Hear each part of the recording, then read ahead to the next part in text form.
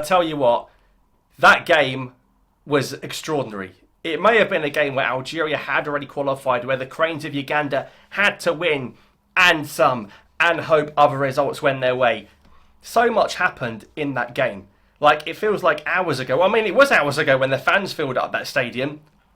What a strange game. Honestly, that game had everything. It starts off with the fans filling up that stadium in Tizi Ouzou, like, since the morning. But Algeria do beat Uganda by 2-1. Out of 30 points, we get 25 points.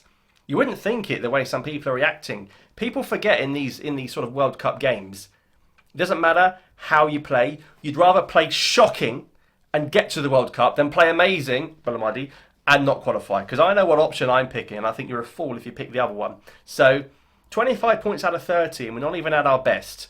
I think that says a lot. We end up beating Uganda by 2-1.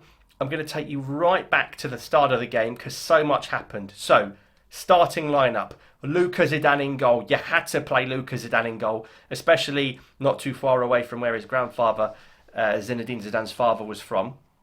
That's fine.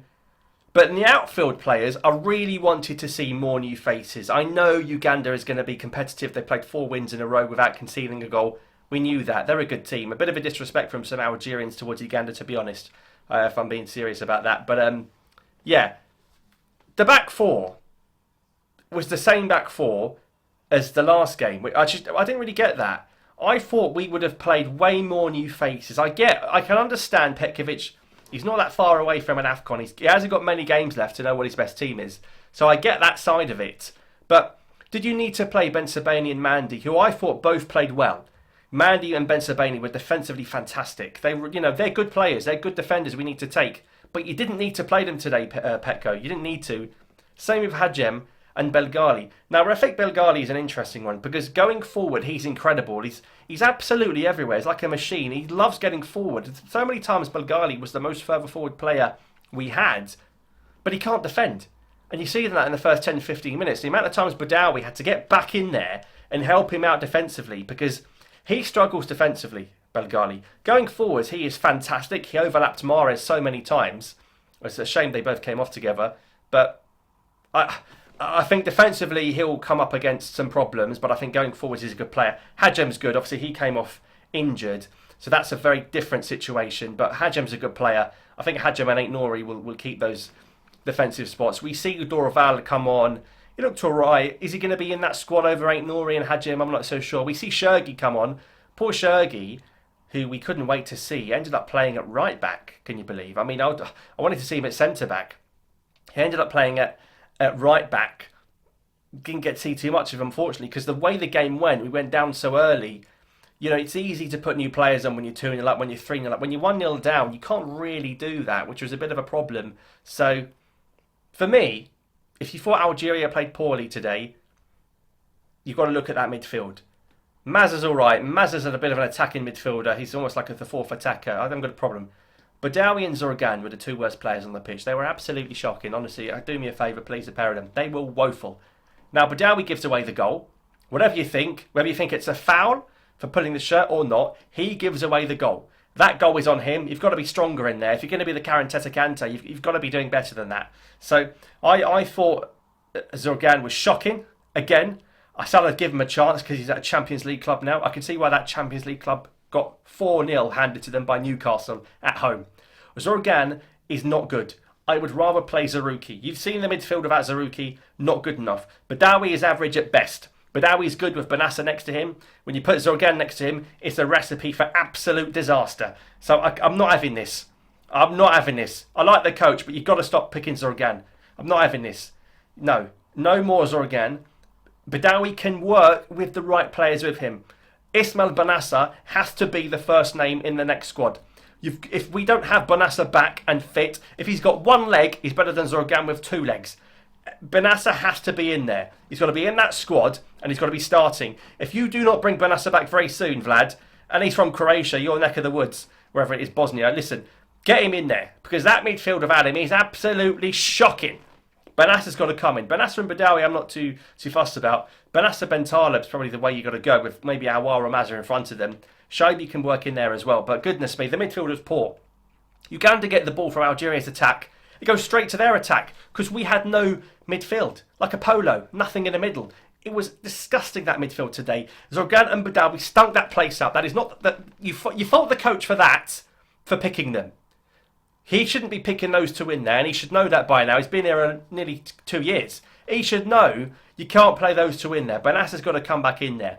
So the front three's the best front three. Guiri didn't play the last game. Baghdad wasn't here. Balali wasn't here. Amoura's going for the golden boot, which he gets with the 2 penalties. Mahrez captain in his last ever FIFA World Cup qualifier, 100%. He won't play another World Cup qualifier for Algeria. I thought Mahrez played well. Guiri wins the penalty, but he loses a shoulder as a part of that. And Amoura scores both those penalties. He sent 2 different goalkeepers the wrong way. So we win 2-1, but I think there's some players where you're going to go, we get them again, we don't get them again. You know, Cabal and Haj Musa are going to feel hard done by it. Haj Musa's come on twice in these games. I've not seen a lot. People are going to say or comment whatever. You've got to start these guys. Look, we've got 2 friendlies and then it's AFCON. That's it. I think the thing is, as much as I'm disappointed Bouatnani and Xhaka didn't play, Mahrez is the captain and Mahrez will play right wing. So is there any point playing Haj Musa and Bouatnani? That's the view the coach has taken. Why am I going to play Haj Musa for 90 and Bouatnani for 45 if Mahrez is going to play 90 every game, or he's going to come off at 70, 80 minutes? Because we know in these big games Mahrez will start, he'll come off for 70, maybe 80 minutes, and then Haj Musa will go in. And that's exactly what we did. So people need to calm down a little bit. He's obviously got a plan, and that's what he's trying to do. But yeah, I will give a word on Uganda because I thought they played well. They came into this game knowing that they'd won 4 on a bounce without conceding. If they won, they'd have a chance at the playoffs, albeit a slight chance. But Nigeria obviously put that to bed very quickly. Nigeria won 4-0. Goodness me, they've snuck into the playoffs. Extraordinary, isn't it? And a big up South Africa in qualifying as well. Magula came in over Onyango, which I don't know about that. But Onyango played the last game. Onyango, of course, is 40 years old. He's a legend of the game, but he's old.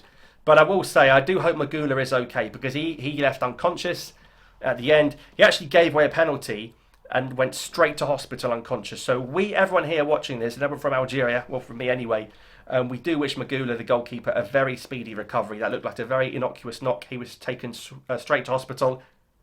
Samagabi nearly scored for Uganda, or Kello nearly scored for Uganda. Lucas Zidane didn't really have too many things to do, really, because Uganda's big chances, they kept missing the target. The first ever shot he faced went in, of course, but again, I'm pinning that very much on Hichem Badawi. I'm not going to blame Lucas Zidane for that. I thought the ref was shocking, which is ironic because he gave us 2 penalties. And I think that referee from Mauritius realised that he was going to have a lot of trouble if he didn't start changing the way the complexion of that game was going. Hajjem has got the ball past someone, the Ugandan defender has handballed it, and he's given a free kick to Uganda. At the very worst, you play on and leave Hajjem with the ball. How the hell he gave that as a foul? I'll never understand. But honestly, Amoura gets the golden boot, we hope. Obviously, there's still a couple of other games to be played, and the playoffs got to be played. He's on 10 goals, Salah's on 9. Bouanga's going to have a say in that as well, for sure. But Amoura has been a huge part of this campaign. 25 points out of 30. We haven't been amazing, but we've got the job done. And that is the main thing. If we we can play way better. We can play way better than this, and we've got 25 points out of 30. We only dropped points in the games against Guinea, who are a good team. So, in the end, Uganda get the second spot on the same points as Mozambique, and Guinea just couldn't get a set of results together. They really couldn't. Botswana fell off massively since we beat them in Ramadan. And Somalia with 1 point. I think there's plenty of positives for Somalia to take from the campaign as well. Algeria will go into November, and they're going to have to pick the squad that will probably go to AFCON. I think you're done now with trying the new faces. I think he kind of knows what the 11's going to be. I think Ait-Nouri will come back in when he's fit. I'd play Hajjem on the right back. Zidane in goal, Ben Sebaini Mandi. I'd play Banassa, probably Ben Talib or Badawi with Awar or Mazza or Shaibi, and it'll be Mahrez, Guiri, Amoura. Is that team going to win the AFCON? I don't think so. Is that a team that has potential to do something at the World Cup? Possibly, if we can get some younger players in there and gel some more players together. But listen, our future is not going to be dictated by how we play against the Uganda team when we've already qualified and they've got way more to play for. So let's see how we get along. We'll have 2 friendlies to come. It's hard to pick the opponents because we don't know who's going to be available, who's going to have playoffs, who's not. It could be from any continent, God knows who. Probably not European, but they remains to be seen. So Algeria beat Uganda by 2-1. Let me know your thoughts in the comments down below. That is the FIFA World Cup qualifying campaign wrapped up. We hosted Somalia. many times ago. Was it with Bareki and Belmadi 3-1 in that game? We go to Mozambique and we win. We lose at home to Guinea, but Benrahma and Awar get the winners in Uganda, in Kampala. That was a huge win. We beat Botswana in Ramadan, beat Mozambique in Ramadan, and then we beat Botswana again thanks to Baghdad. We beat the Somalis, we draw in Guinea, and we wrap up with a win against Uganda. Algeria are back on the big stage, but certainly the conversations have just begun. Let me know your thoughts, and we'll see you very soon.